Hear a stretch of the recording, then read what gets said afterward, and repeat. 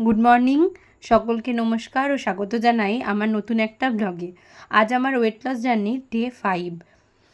বাংলাতে একটা প্রচলিত কথা আছে যে মাছে ভাতে বাঙালি, কিন্তু আমাদের চারপাশের পরিবেশের বদলের সাথে সাথে আমাদের ডায়েটেরও পরিবর্তন সুস্থ থাকতে গেলে খুবই জরুরি।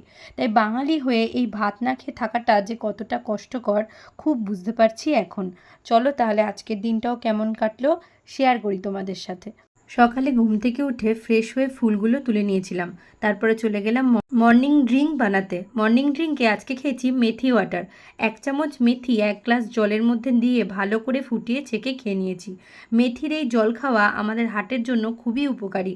আবার যেসব মহিলাদের পিসিওএস বা পিসিওডি আছে তাদের জন্য মেথি খুব ভালো একটা মশলা। এছাড়াও ওয়েট লসেও এটি খুব সাহায্য করে।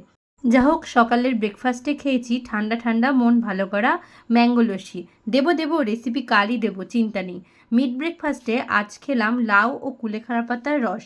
দেখো, বিচ্ছিরি লাগলেও শরীরকে ভালো রাখতে হলে খেতেই হবে, কী আর করা যাবে। তারপর লাঞ্চে খেয়েছি ভেজিটেবল স্যুপ, 1 পিস মাছ ও শশা। বিকেলে খেলাম তরমুজ ও ঠান্ডা ঠান্ডা আইস টি, এরও রেসিপি দেবো। সবই আস্তে আস্তে আসবে, একটু ধৈর্য ধরো। রাতে বানিয়েছিলাম চিকেন কাটলেট। নামগুলো শুনে কেউ আবার ভেবো না যে এগুলো কি আর ওয়েট লসে খাওয়া যায়। যায়। রেসিপিগুলো শেয়ার করলেই বুঝবে যে এগুলো খুবই হেলদি। রাতে ঘুমানোর আগে অ্যাজ ইউজুয়াল প্রতিদিনের মতো খেয়েছি শতাবরী ওয়াটার। আজ তবে এই পর্যন্ত। ভালো লাগলে প্লিজ একটা লাইক করো। তোমরা ভিডিওগুলো দেখছো কিন্তু কোনো রকম সাপোর্টই করছো না আমাকে। কেমন লাগছে ভিডিওগুলো আমাকে কমেন্টে একবার জানাও।